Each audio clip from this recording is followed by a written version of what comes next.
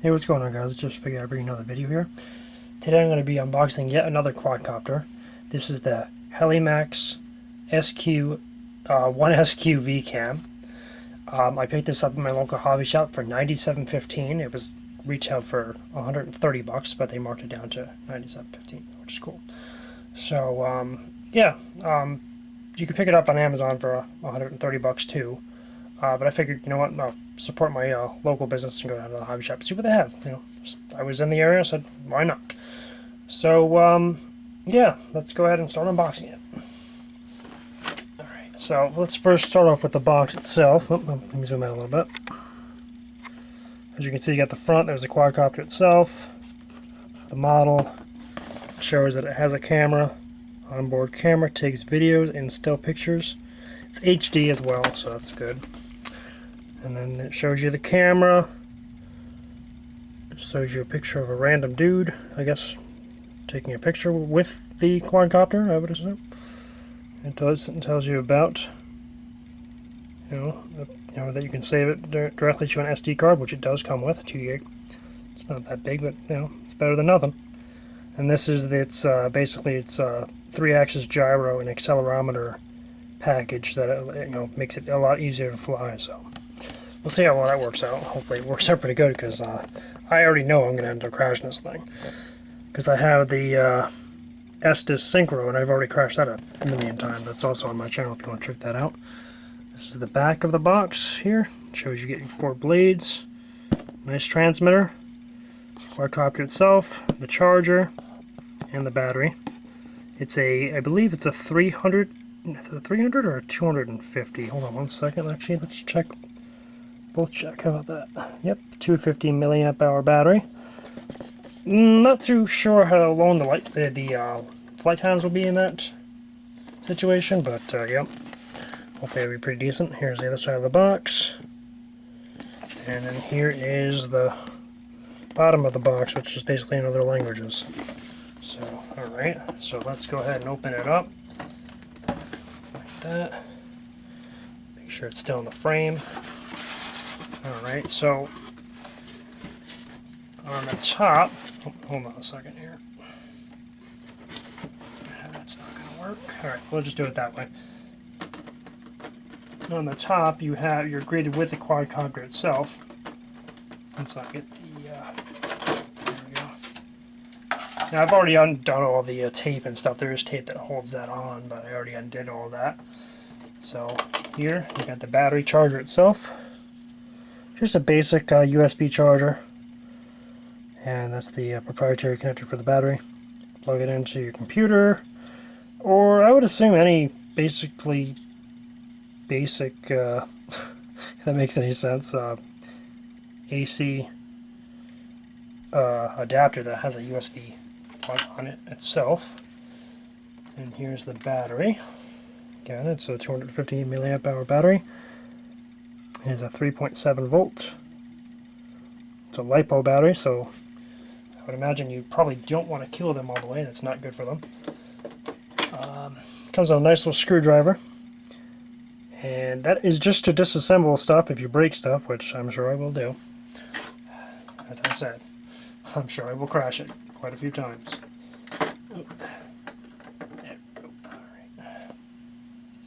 And this is the quadcopter itself. It's pretty big, not humongous. It's definitely not a DJI Phantom by any stretch of the imagination. Yeah, it's pretty nice. It's got the little rubber pads on the bottom of the motors there. Got your LEDs in the front. I believe they're blue LEDs if I'm not mistaken. And then you got your red LEDs in the back there.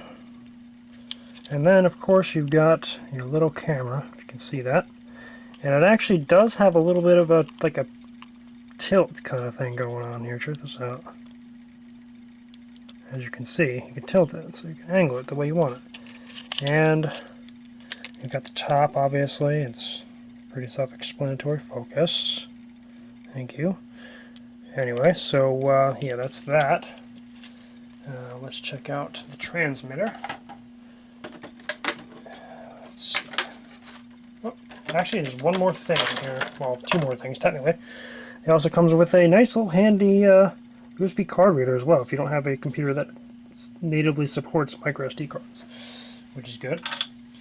And, of course, the mandatory spare blades, because you're going to need them. I'm going to tell you that right now. You're going to need them. At least I will. I mean, I don't know about anybody else, but I'm sure if you... I mean, seriously, come on. If anybody in the comments says that they would never crash this on their first time out, I don't believe you. But anyway, so here's the transmitter itself. It also does come with batteries. It comes with 4 AA batteries, but I've already taken this out of the box and put them in there so I can demo the transmitter. It has a nice little LCD screen. Nice little blue light, really bright actually. Well, at least the camera's kind of over-exaggerating it a bit, but this is your throttle right here, your throttle stick, and you can see it shows the percentage, which is nice.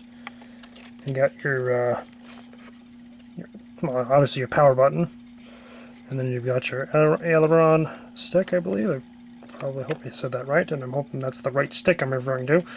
Probably should do my research on that one. But on the top, got an auxiliary button. Not really sure what that's for. It does not mention anything in the manual about it. Also, it does come with a manual, which I will show in a second. I know this is completely out of order, but what can you do? This is also, yeah, I forgot to mention it does flips. Wow. Anyway, so yeah, it does flips, which is pretty cool. I can see that's probably one of the ways I'm probably going to end up crashing it, because I'm probably going to flip way too low to the ground. I want to crash it, and yeah. So yeah, as you guys can tell, it's a pretty large transmitter, but it's alright. Here's the batteries it comes with, since I didn't show them since they were already in the transmitter. And then you got your little buttons back here. You've got the focus, there we go. You got the buttons for your picture and your video. So you got picture and video modes, and you can take pictures and take video and all that good stuff. And then, let's see what else there. You got your trim buttons, or trim, well, switches, if you want to call them that. And you can see it does a nice descending and ascending beep when you're doing that, which I would imagine probably get annoying after a while, but what can you do? I mean, I'd rather do that than not do it, because then I'd probably forget where it was. And it does it with all of them.